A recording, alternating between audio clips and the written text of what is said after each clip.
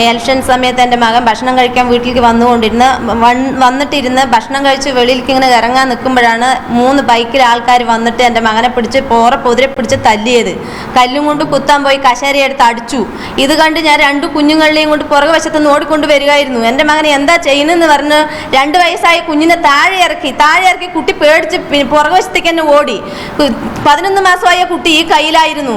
എൻ്റെ കുഞ്ഞിൻ്റെ മേലെ ഈ കണ്ണിൻ്റെ ഇവിടേക്കായിട്ടാണ് കശേരൻ്റെ ചീള് തെറിച്ചിട്ടത്. ഈ ഒരു സ്വല്പം പോയതാണ് എൻ്റെ കുട്ടിൻ്റെ കണ്ണ് പോയി.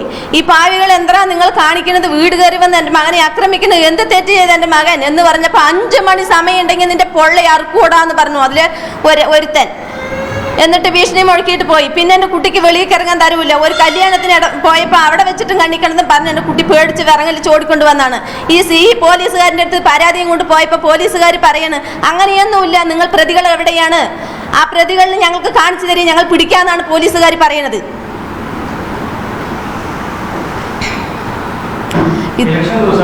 ഇലക്ഷൻ ദിവസം ഇത്ര ദിവസമായിട്ട് ആ പ്രതികളെ പോലീസിന് മംഗൽഡാം പോലീസിന് പിടിക്കാൻ കഴിഞ്ഞിട്ടേ ഇല്ല.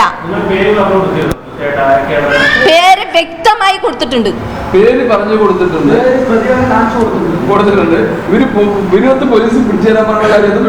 പിന്നെ പോലീസിന് എന്താ പണി? പോലീസിന് പിന്നെന്താ പണി?